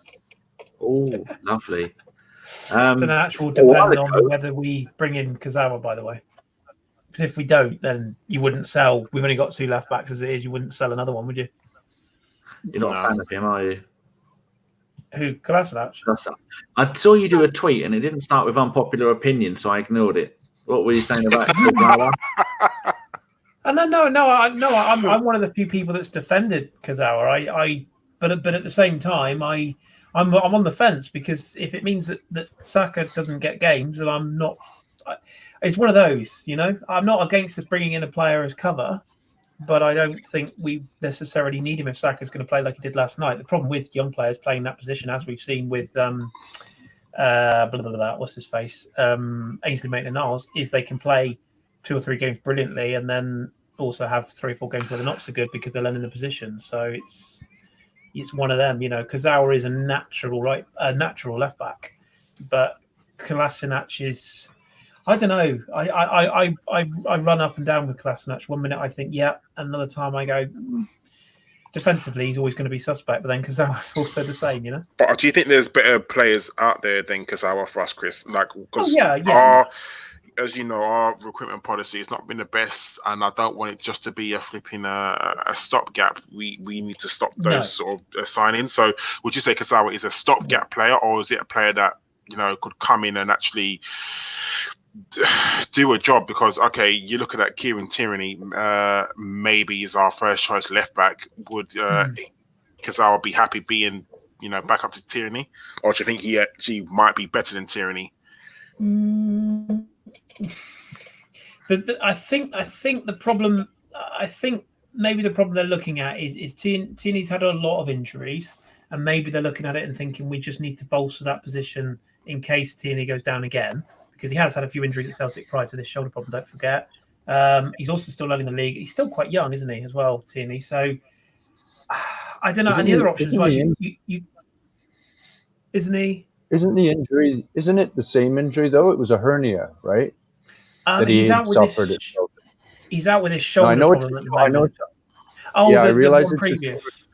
Right, and I think that the injury that he had was so bad was a hernia, and it's. I mean, That's a nasty little operation, and it's going to take a while to heal. I don't know that he was injured a lot, so to speak. I think it was just that that's a nasty injury, and it took him quite a long time to heal from it. And then I think the shoulder thing was something that he came to us with. And then he re-injured it.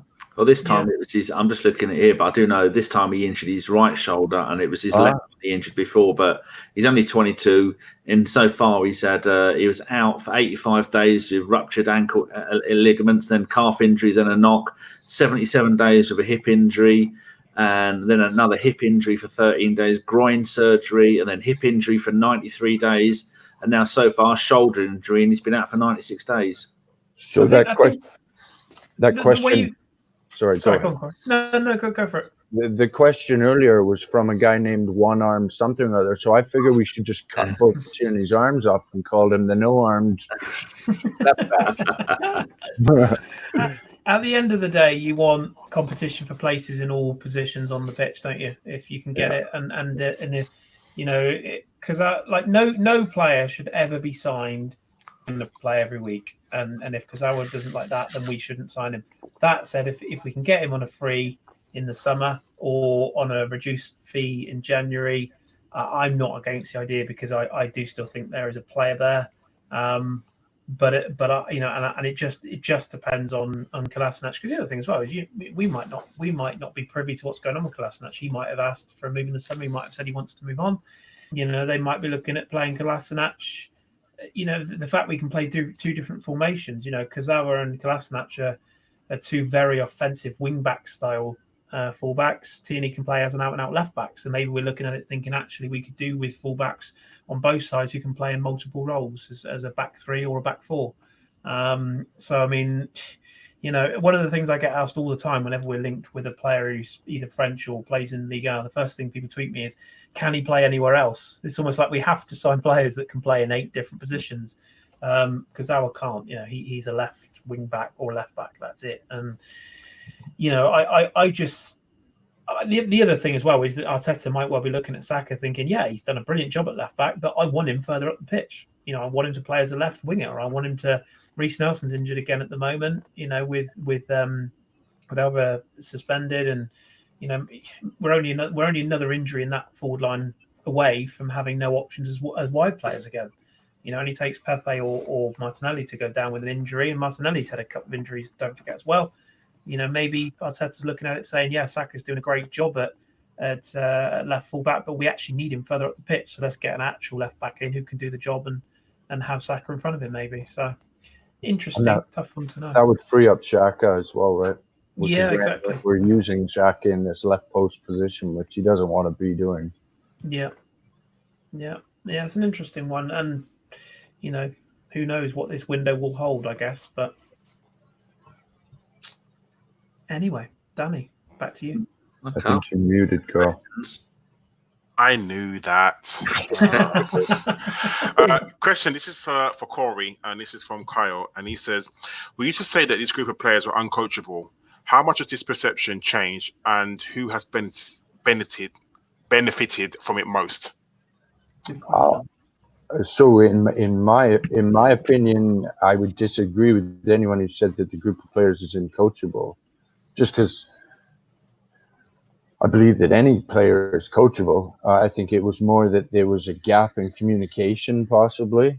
I'm not so sure that what the previous manager was trying to do is so different. I think a lot of managers are basically all trying to do the same thing, if you ask me. It's just the ones who manage to actually make a connection with the players who are going to succeed. So certainly disagree with the point that the players are uncoachable. There was players definitely who decided not to do their best. Now that's a different question. I don't know that they completely down tools, but there's such shocking differences in players that you'd have to kind of ask the question. For example, that I would give is a David Luiz. You would think it was two completely different players, the player that we had at the beginning of the season to the player that we had for the past few games. Let's take out the Chelsea game aside. But I mean, that's how I feel. Yeah, attitudes have changed, haven't they? Attitudes have changed. You know what I will add though. I get a little tired of this kind of shielding of players as such. They're not stupid people. They know their job. They know what they're supposed to do. And sometimes we kind of go with this attitude like they're animals that need to be led to what they're supposed to do. I mean, a lot of times you actually need to let them find what they're going to do. So I think Arteta's doing a good job. I'll go back to that.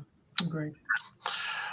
Danny, this is for you, and it is from William Holmes, and he says, on the basis we are mid-table, when the Europa, and basically when mid-table Europa League comes around, what do you prioritize as a competition over the league? So, do you play the first team for Europa, or would you play the young players, give them Premier League experience? So right now, if the Europa League come back and I don't know where we are now, 10th, I want to say, 11th. 10th. What would you prioritize? We're playing Olympiacos. They are a half-decent Greek team, but they are bottom half of the Premier League, so I don't think we need to worry about those too much. So I'd carry on going the way it is. Our best players play in the Premier League, and our fringe players can play in the Europa League and carry on like that. One of you said that you'd quite like us to go far in the FA Cup. I'd like to go as far as possible, unless it looks like we're going to meet Liverpool in the final and then abort, because I do not want to lose to those bin-dipping scumbags in the final again, or be part of their quadruple celebration or septuplet or how many fucking trophies the FIFA have managed to swindle for them, the scumbags. But at the moment, I don't think it's a real issue because Olympiacos aren't anything great. So carry on as we are. I have to agree. We kind of spoke about this, so I'm going to read the question, but we don't need to go into too much detail. This is from Jay Arsenal, and he says, I read that Lacazette scored one away goal all year. Why do you think that is? I'll take this one. I think it's more of don't we? Definitely. Well, it's just a confidence issue, isn't it? Like Kris said, I think once he gets one goal, I think the goals will flow. And yeah, I think we can all definitely agree that Lacazette is not playing very well at the moment. You know, there's no hiding from it. But is it just a goal scoring? You know, we need him to definitely score goals for us. We can't just keep relying on Aubameyang and, well, now Martinelli. But we definitely need more from him. Like Kris, I'm not advocate. I don't want to get rid of him. But does he need to play better? You know, yes, he does. I don't think there's any hiding from the fact that he has to play better. He has to get goals because that's ultimately what he's on the pitch to do. And you can say the work rate is good, and it is. The work rate is very good, but ultimately you're on that pitch, my friend, to score goals, and he's not doing that at the moment. And he just needs to, I think once he gets one goal, and you know, he will play against Bournemouth, I have no doubt about that, and I'm hoping that, you know, he does get one or two goals from Bournemouth, and then the goals start flowing. Then obviously when Aubameyang comes back in the game after, that partnership gets recreated, and you know, we start getting the Lacazette-Aubameyang partnership back. Some of it is how we use him as well. That's the other thing that's worthwhile making a note of. You know, he's deployed very differently away from home than he is at home, and he's afforded a lot less space away from home than he is at home. So, you know, that's another thing to keep in mind. But what Karl said is spot on for me. Yeah, right. Kris, this question is specifically for you. Don't Davies it, please. It's from Phantom AFC, and it says, for Kris, is it possible for Nicolas Pepe and Mesut Ozil to play together for the majority of games, or does it have to be one or the other in the starting lineup?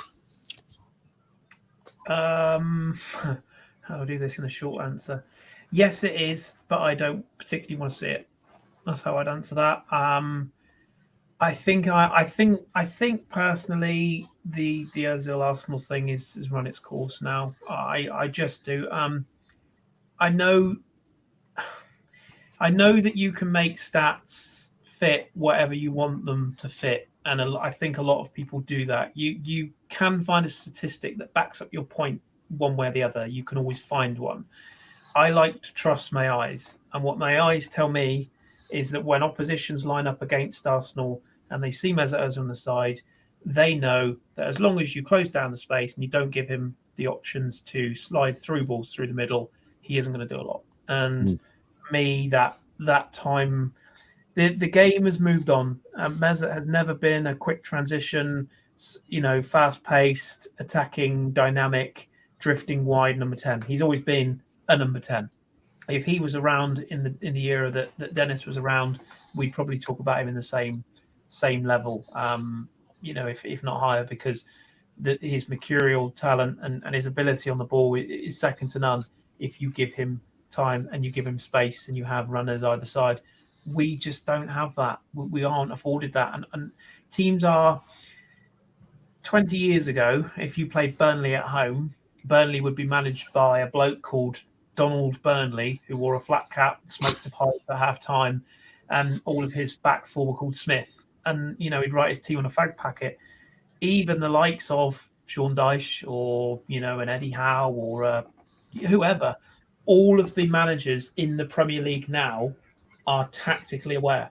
Even the shit managers are tactically aware and have thousands of pounds worth of technology and technology and support mechanism, scouting, everything. Everything is done within an inch of its life. Football's moved on. And unfortunately, I think the game has moved on from where Mesut is. And if he and again, it comes back to this going to a lesser league. If he goes to a slightly lower league, I think he'll shine once again. But in the Premier League and in the style of football that we play, I just don't think there's room for him.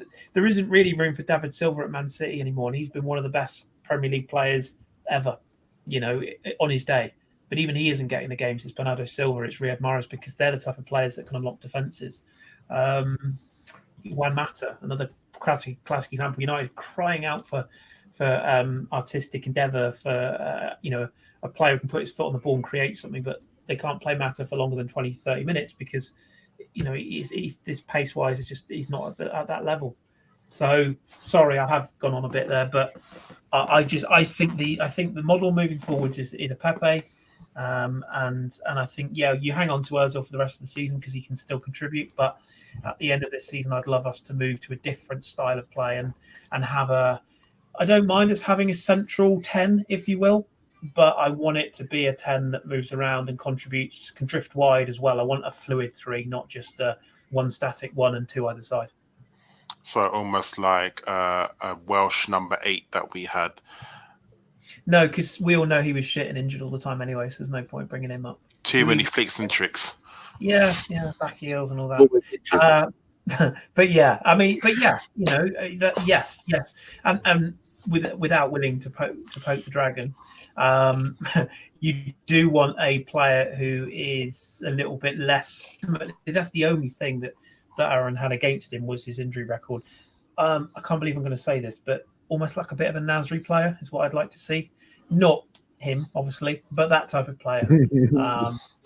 Somebody who can break the lines and pick the ball up. A Fabregas with pace, if you will. That's the sort of player I'd like to see. I really hope it might be Dani Ceballos, but a lot of people don't agree with me on that one, which is fair enough. But I'd like to see. Hopefully he'll come back in, and we'll see. Right, this get through these. Right, Danny, quickly. This one from Jim Helson, and he says Tottenham have recently overtook Arsenal in the revenue table. Obviously, no Champions League is a factor, but what other reasons are there for Arsenal being so poor revenue creators now? We pay a lot of money for players, pay too much wages for these players, and then they leave for nothing. That's pretty. That's how you do it, Chris. To be honest.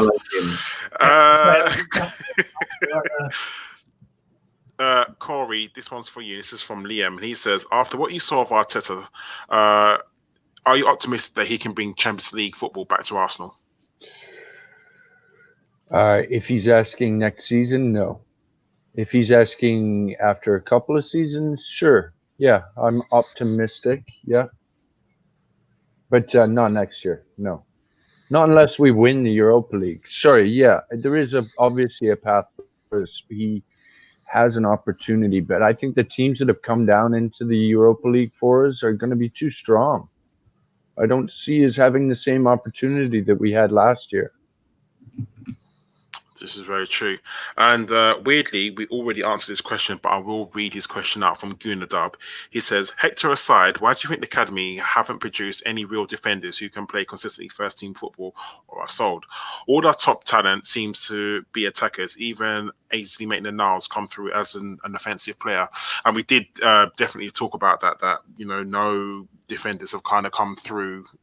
I think Hector, Ashley Cole, are probably the only ones. Everything has been offensive. Why it is? Maybe it's just ingrained through the whole club that we're just not good at defending. Unfortunately, it's a shame because not to go back to Danny's era, but you do want like the likes of Tony Adams to come through. I mean, I don't think that type of footballer exists anymore.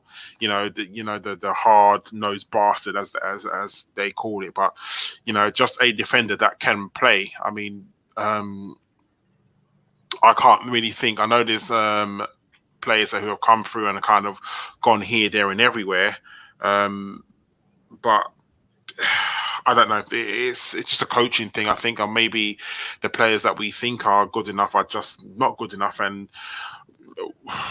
unfortunately, I think football's a commodity now. And I think if you got a half decent player and they're not going to make your first team and you can sell them, we're going to do that now.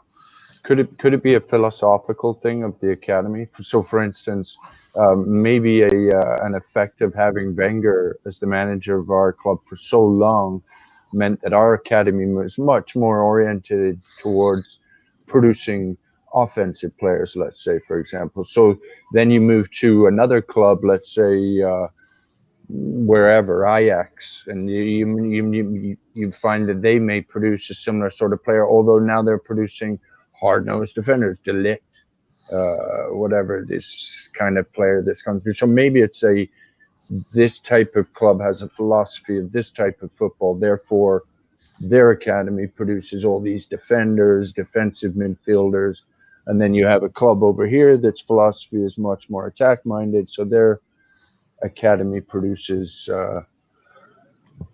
more of attack-minded players. Do you not think that that's kind of how it works? Yeah, I mean, impossible for a club to produce both. I mean, you're talking on factors of like 1%, right? So for every 100 kids who you scoop into an academy system, you're looking at hopefully getting one of those kids to a polished position to become an actual first team player, right? So what's the likeliness of actually producing a plethora of these talented players, I guess it's kind of a once in a generation thing as well. I think if you look at the likes of Tony Adams, he 100% was a once in a generation thing. You look at the likes of Ashley Cole, the best left back, once in a generation thing. John, like you said, John Terry is people like that you will never see. Well, you never know, but I personally don't think you'll ever see another left back as good as Ashley Cole. He was on his day brilliant. No, as much as we hate the way he left us, you can't deny his talent. It was phenomenal. And so we can produce them. It's just you don't get them very, very often. You're right. And also, without going too far down the rabbit hole here, the whole Brexit thing is going to change how players bring in. How clubs bring in players now. It's not like the days where we could go and scoop Fabregas and the likes of him from Barcelona's academy and then treat them as our own. We are now going to have to go down that route of English only or UK only. And technically, I've said this for years. My old granddad, God rest his soul, would say this till he was blue in the face. British players are just not ever technically as good as European players. They're not coached the right way. They're not given the best facilities. And you're having to find the best of an average bunch of sort of street football and park football to then bring into the very elite academy. And of that group, you're probably going to find less homegrown players than you are if you scooped 20 players from a Barcelona academy that have had the very best from day one. Yeah, you might want to find somebody involved in grassroots football to talk about this with and see what those problems, where they come from, right, Kris? Yeah, maybe somebody wins more games than this guy does, but yeah. No, I'm talking more about the conditions that you have to work against. God, yeah, absolutely. That has a huge bearing. Yeah, it has a huge bearing on things. Right, Danny, that's listeners' questions. I believe we're going over to Kris. Yes. Five's forum. Karl's new best friend, Mr. Fife, and Hashtag fuck five. So the question. Hashtag fuck five. Indeed. The question posed was, after last night's thrilling comeback, what has been your favourite ever comeback? The Gooners podcast, whoever they are, live show at 10:45 p.m. tonight, according to Danny. So there you go. That's a free plug. My favourite comeback was when Britney Spears temporarily stopped being batshit crazy and returned to doing a regular show in Las Vegas looking as hot, so I did it again. Very good. One Arm Bastard, Reading 2012 or Tottenham 2009. For memory, the Tottenham one was that the Fabregas 2 goals in a minute thing, and the Reading, was that the 7-3 or 7-5, whatever that was? 7-5. 7-5. 4-0 down at half time, I think. Classic Arsenal game, that one. Josh, Frankfurt at home, was Emery got the sack? Was that Josh or Jace? I don't know. Gooners podcast again, weighing in with. Oh, hang on. No, that's a question. Sorry, Danny, you've put a question there. You Egypt. Kyle, it's all right. I'll let you off. You're an amateur. It's fine. Kyle, 2011 Arsenal Barcelona. Arshavin 2-1. Great shout. And Ryan Kolaki, 5-2 win at the Emirates after being 2-0 down. North London derby. That was the Mertesacker header or the Sanya header? Sanya. Those two. That was, wasn't it? That was fantastic. Yeah, amazing game. What was the question Mike sent then?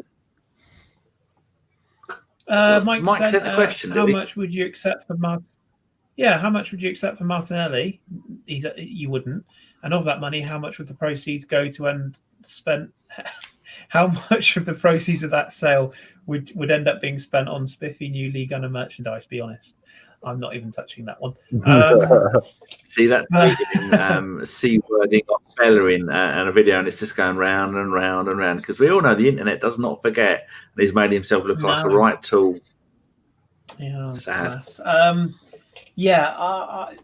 What comebacks do we? I'm going to get mine in first because I know somebody will steal it if I don't. Can't stand for Bridge. For me, I just that game was just last night almost reminded me of that game. We were 2-0 down. I think we were out of it, and then Kanu just did a madness, and then that third goal to win it was just utterly insane. The only other one I would throw in, hopefully I'm not stealing this off anybody, was the Middlesbrough game in the Invincible season with Reyes, God rest his soul, as well, coming out of nowhere and scoring that goal. But has anyone got anything they want to add to that? I think for me, it's got to be when we was 2-0 down to the Scum and we came back to win 5-2. That was, I remember that game. I was watching it on TV.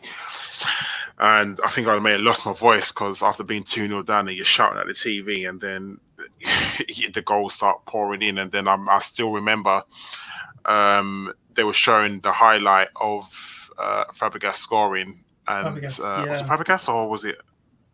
And then Fabregas scored. Was it Van Persie? Van Persie scored, wasn't it? And then you heard, "Oh, they're in again!" And then it just cost to Fabregas running away celebrating because everyone's like, "What the fuck? What's going on?" Like, and then they showed the replays, like, "Oh my god, like we scored!" That, and that was brilliant. So yeah, I think for me, that's my favorite comeback. Yeah. Any to add to that, Cory? Can you think of any others? I was thinking about it, and I'm far too scarred by comebacks from other teams coming back to tie us up and so on. And so I was overwhelmed with thought. For some reason, the Newcastle game stands out, but the 4-4, God, yeah, Jesus. Yeah, it was that guy too. He was coaching them. I couldn't stand that guy. Can't remember. Oh, Joe Kinnear. Was it Joe Kinnear? No, it wasn't Joe Kinnear. He was the guy ended up in Crystal Palace. He ended up everywhere, I think. Was it Pardew then? Pardew. No, was Pardew there at the time? Yeah, Pardew, That was it. Oh, God. Who's now managing in Dutch football? Yeah, very weird. If I was going to pick one, though, it would probably be Bergkamp against Leicester. Only because that was the first year that I was exposed to the Arsenal properly. And the 3-3 draw. A 3-3 draw. And it was what really started out my whole let's follow the Arsenal. Yeah, it was an underrated comeback. I think we were 2-1 or 2-0 and 3-1 down. I think in that game. Yeah, I think it was 2-1. Yeah, I'm not The sure other- Bergkamp scored. the other one that I just suddenly thought of as well. Does anyone remember the game away at Bolton in the pissing rain when Fabregas scored late on and we won 3-2? I remember Bolton being such a Wasn't pain. We were in Wasn't the that Stoke? maroon. Oh. It was away at the Reebok Stadium. We were in our maroon and blue hooped kit, if you remember that one. Google it, but it was we were trailing in that game 2-0 and we came back to win 3-2. Wasn't there a Liverpool one as well? Yeah, there might well have We been. was away. I think I want to say we was wearing a purple kit. Oh yeah, the purple hoops. Podolski. Yeah. era. Podolski's goal. Sure, we was 1-0 down that game and we came back to win 2-1.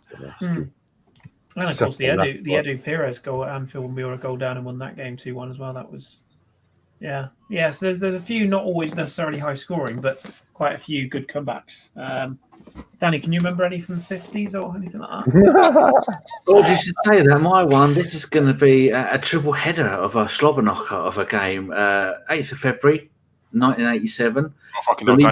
League Cup semi-final. Spurs come to Arsenal. They beat us 1-0. They've got the home leg coming. They're going to easily win that.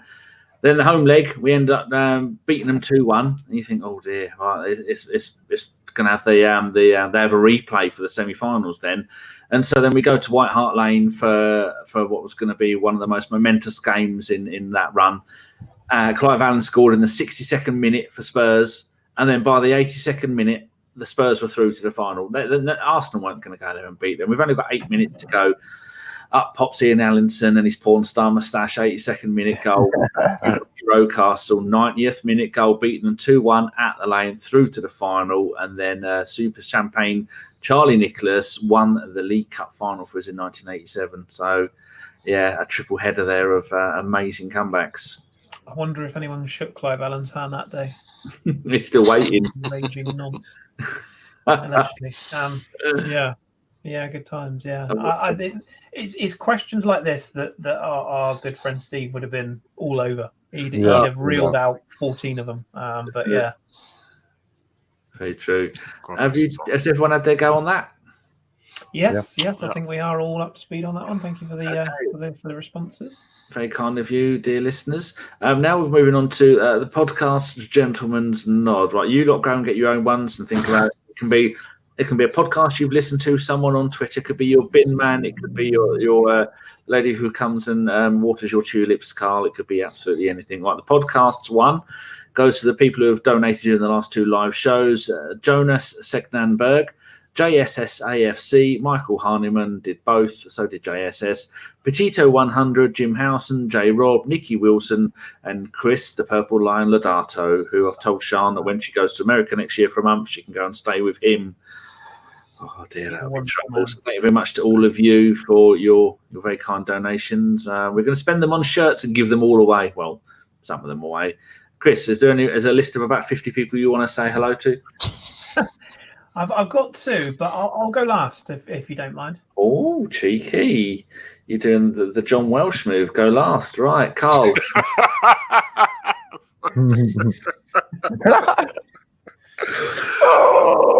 Right. I just got that, man. I've got 2. I mean, he always goes last, doesn't he? Let's everyone has their stay first. He's just a gentleman. Of course. 2 words you never thought you'd ever hear. John Welsh is a gentleman. Oh, what a goal! Sorry. That's hilarious. Burnley 2-0 down. Oh, sorry. David De Gea, best goalkeeper in the world? I think not. Anyway, my shout out is going to go to Roy K. That's at Roy K8 because he was the last person that followed me. My other shout out will always, actually one of 3, just because I can, is going to be to Goonaholic. I still really, really miss him. I really do. And my other shout out was going to be to Andrew Fife and to say, please call your boss tomorrow because you're going to be late for work. I should also, is Man United 2-0 down? They are indeed. Rodriguez has hit an absolute world. There's someone back in the day, when the early days of ABW, called Nipan Chopra. I think he lives in North America. He's a big Man United fan, does podcasts, really into his lower league of North American football. Tonight is his very first Man United game. Oh, Nippon. Oh, mate. Let's not jinx it, though. There's a lot of time to go yet. But It was a very, very good goal. Sorry. I do genuinely feel for the bloke. He's a lovely bloke. He knows his football in his first Man United game. But on the flip side, it means that Goldbridge will be crying into his Horlicks tonight. So there's for every cloud. He realises whether he's live or not. Corey, who do you want to say hello to? Well, first of all, I'd like to thank you guys for putting up with me. It was very nice of you to have me. But I think actually my first shout out would be a special one to tell Akeem to keep listening to Big Daddy Kane, brother. That's all. Are you having another one? Sorry? Are you doing two or just one? Nope. Just to keep Big Daddy Kane. And thank you. No, I thought you said your first one, as in you got two, but it probably means your first one is the first you've ever done. That's what I said. Yes, that is what I said. Well, everyone get comfy. Kris is now going to reel off a list of he's ever made. Oh, behave yourself. No. No, it'll be brief. My main one is actually to Cory. It's really nice to chat to you live, Cory, for the first time. And for all the support over the time I've known him. I won't say any more than that. I don't need to. But thank you ever so much, Cory. Really appreciate it. And the other one, actually, it's rare that I do this, but fuck it, I'm here so I can do it. So I'm going to. I do want to say thank you to a select few people who know me personally. Most of them are ABW people, as you probably be aware. I've been through a pretty tough time for the past probably 3 months recently, and I know that Jason and John have done, in particular, have done excellent work in terms of talking about things like mental health and triggers and awareness. And I know we've had a lot of sort of link ups with the podcast, the guys at the Palace Walk and things like that. I must admit, it's always been something that I've always thought that people can deal with themselves, and I've always looked at myself thinking, no, I'm not down. I'll just get over things and whatnot. Past few months have been really challenging for me. I've not gone public with it because I don't want people to sympathise with me. I don't want people to give me a gentle pat on the back, and I don't want to impose on other people, but just to say that there are good people out there. And I was reading a thread by Archie Rintut, who some people of this podcast might know, they might not. He's a German German football expert, been on a lot of the big podcasts, knows his stuff, and he tweeted a thread yesterday about mental health, which was really quite cutting it. It's some really poignant points, about 8 tweets. Look up his Twitter, and it's well worth a read. And I really sort of I could empathize with a lot of what he was saying, and I could really relate to it. I'm getting back to where I want to be. It's a bit of a journey for me at the moment. It's been a pretty shit few months for me personally, but thank you to everybody who has reached out, and for the people that actually have been aware of what has been going on in my life. I really, really appreciate it. And just having people say, "Oh, miss you on the pod," and come back on, genuinely does help me get out of bed some days. So thank you to all of you. I really appreciate it. And of course to you, Danny, for making everything happen. So yeah, little bit close to home, but I just wanted to say on a public forum, thank you very, very much to everybody who has spoken to me personally. Appreciate it. Awesome. Oh, I've missed Kris. Is Karl asleep? I've missed Kris. I haven't missed Jason though. Fuck Jason as well. No, actually, no. I love Jason's my uni right. Jason's the only one in the ABW group that backs me. Fuck the rest of you lot. I don't know. I back you when I put my nose in every once in a while. I was being racially abused in the ABW quiz because I'm the only person of color in the group, and Jason's the only one that stuck up for me. I'm the only Chinese person in the group. You can't assume that, Danny. It's not how it works. I can identify as whatever the fuck I want. I am a fried rice. That's me, and no one's ever going to buy it. On that final wise words, I think that's everything done, everything covered. Right. So all that is left to me is to say thank you very much to my two wonderful guests and Karl. Thank you very much, Kris. You're very welcome, buddy. Thank you very much, Cory. It's been nice. We will have you. Karl, it was really nice to actually meet with you, chat with you. Kris, I've talked to you before, but not in this forum. And you, Danny, of course. You've been great. You guys are awesome. It was nice of you. Can't wait till the next time. Because half of ABW, they were now allergic to football, and they don't like it. And Not me. Thank you very much to the man who is a hashtag machine. First, it was fuck Ellis. Now it's fuck Fife. I better be careful of myself, otherwise it's going to be fuck me. No, that would work. I